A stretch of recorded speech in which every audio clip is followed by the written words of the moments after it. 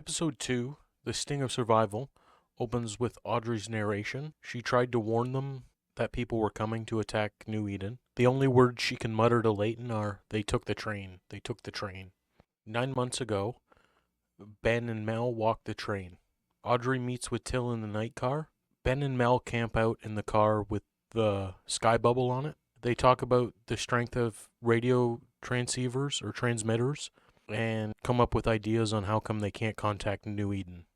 We get taken back to the ambush now. Ben and Till are being marched up train. Till attempts to fight off her captor and make contact with Melanie via the hard line and is shot in the shoulder for her troubles. These soldiers mean business.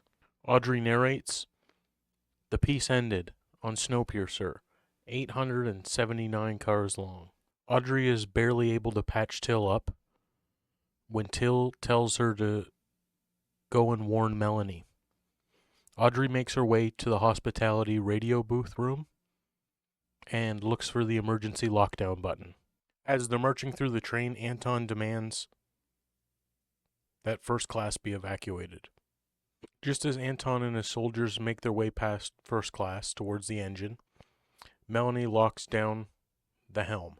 Anton arrives at the vault door and threatens to shoot Ben if Melanie doesn't let him in. Melanie gives in, and Anton takes control of Snowpiercer. Anton and his soldiers plug in their own computers, and they even have their own engineer. Ben and Melanie are taken to the same hospitality radio room that Audrey was in earlier. They speculate on the origins of the soldiers. In the hallway, we see a soldier struggling to breathe, and then he changes a cylinder attached to his breathing apparatus. The soldiers force the new head of hospitality to make an announcement. First and second class are to evacuate to third class. This is only temporary, and if all of the soldiers' orders are followed, all is well. Pelton helps Till. She uses a bottle of bourbon, cowboy style, to disinfect the wound, and then she uses the alcohol mixed with soil from a potted plant to pack the wound. Anton is at the helm, reflecting on how much he enjoys being above ground. He orders his soldier to engage the track switch so that the train can ride over the tracks that they've built.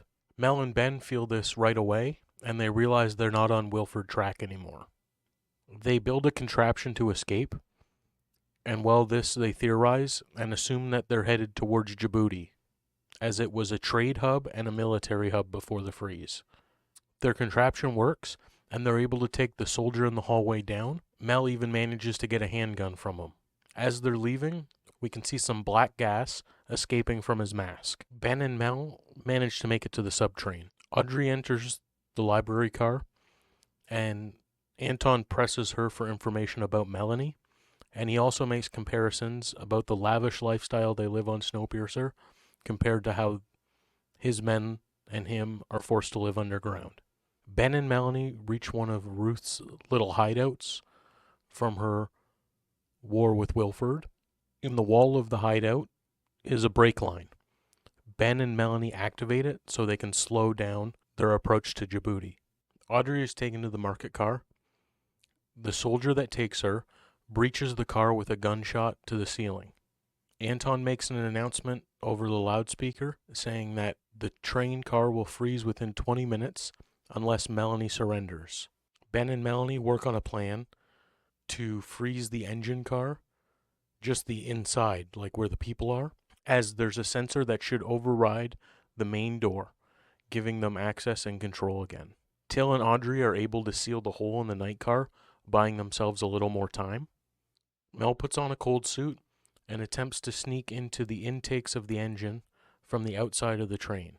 Her and Ben work in tandem, and they accomplish this goal. All the people in the breached car are huddled together as they're starting to freeze.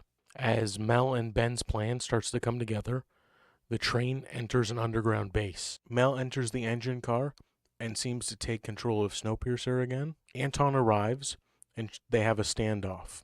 Mel is still armed. Just then, a scientist named Nima arrives. Nima and Melanie know each other from before the freeze.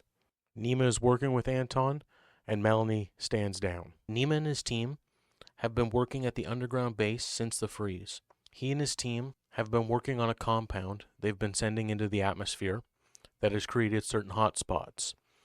Mel is excited at this because she and Us find out that it is Nima's team who is responsible for New Eden. He shows her a satellite image of New Eden, giving Melanie the proof of life she's wanted this whole episode. Melanie is so happy she agrees to help. Mel and Ben talk about the new plan.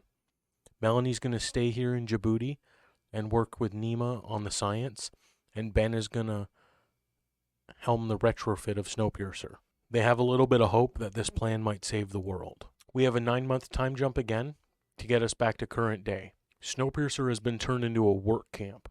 We see Audrey packing things into a track scaler. The plan is for Till to escape and warn New Eden of an incoming attack. They're surprised by a soldier and there's a commotion. In the fight, Till distracts the soldier and Audrey ends up being the one who has to leave in the track scaler. Audrey takes a faceful of the black smoke we saw earlier, and that is what scarred her face up. She wraps up telling Layton that story, and we see Layton starting to put the pieces together in his head. And that's the end of this episode.